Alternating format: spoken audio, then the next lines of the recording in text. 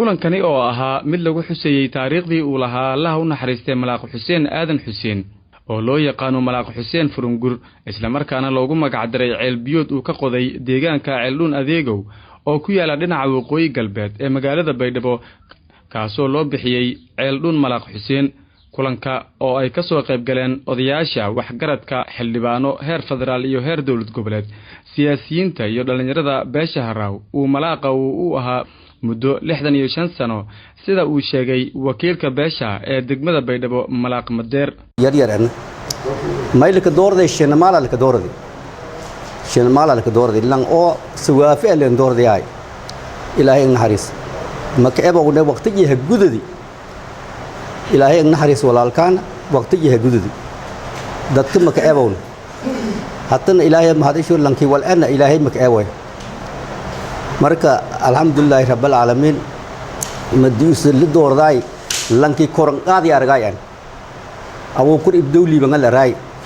imaamadii madaji fuuli wal hatta hortay taalaan argaayaan imaamadii mandaas madaji ka duubanayd wal hatta hortay taalaan argaay aqlil hayaan walaayan dibeelon ku tabay laangarsan ku tabay an shinamaalan seeda gobe la aqli shay baakiri ahayd mandaas marka walaalkan ilaahay naxariis hortaan al afi England magadar ideegow wal mudunyiw aadan gawaan iyo Ibrahim Mayow oo kamid ah isimada beesha ayaa ka taariiqeeyay waayihii hogaamineed ee malaaqa uu maamulayay beesha iyagoo u soo joogay maalintii la caanashubayay malaaqa geeriyooday Malaaq Xuseen Aadan Xuseen مسألة مسدكسو ولا كمان يوصلوا تاريخ يمكن يجرك لي إلهي فينا يجرك لي إن لم كدروا إلك صوتتي سميلك كبوي ما إلك صدقهم ما راس ملهن مرة إن ما لم كدروا ملاقون ملاك السن لا والميلة إذا فجروا إن دعاية كويس على بقول تملي كودي لم بقول سيد سندروا هاي كويس على بقول تملي كودي على السديس أو تاريخ لي السد الهدي ويعني ميلادي تاريخ الهجرية دنا كل يسد على بقول صدق يسد عليه ملشة حسين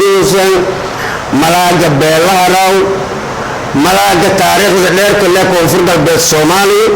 ملشة يسوى إنتان سيشيء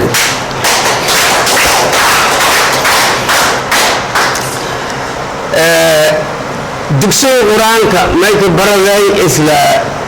إسلا بولك بقول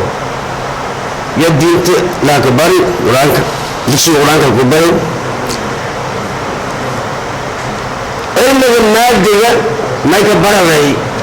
دبلة تنقطون دارين قبل كباي واي دبلة سبايدو أساسيال كي لك أساسي كل جبايدو يكمل هاي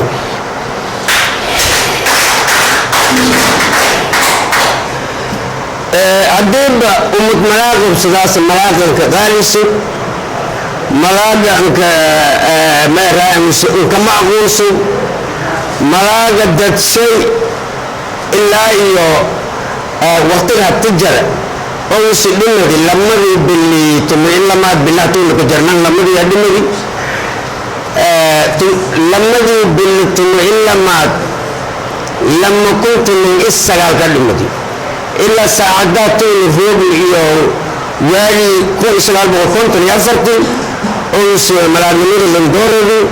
مجرى لان بالس الدنيا مرالي الدران او هراوه او لتوغي مجرى بنتي waxaa kulanka ka hadlay xildhibaanka qaranka ee beesha Haraw mudane Aadan Ibrahim Dhaayow oo ka tirsan baarlamaanka dawladda federaalka Soomaaliya isagoona si rasmi ah ugu dhawaaqay magaca cusub ee ceelbiyoodka oo uu sheegay in laga bilaabo maanta loo bedelay Ceeldhuun Malaaq Xuseen marka hore ma aysan ka sameeyay إني مرحوم في أو تاريخ درلاي أو مسؤول رجلان بجلس رجلان مركورم مرنا فاتحات إلى يعفو صلى الله عليه وسلم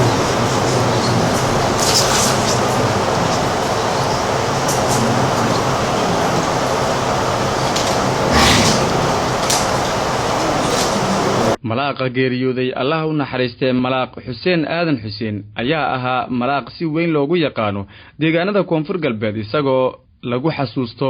doorkii uu ka soo qaatay dadaaladii nabadeynta iyo xasilooni uu ku soo dabaalay dalka gaar ahaanna burburkii soo maray deegaanada koonfur galbeed cabdullaahi nuur aadan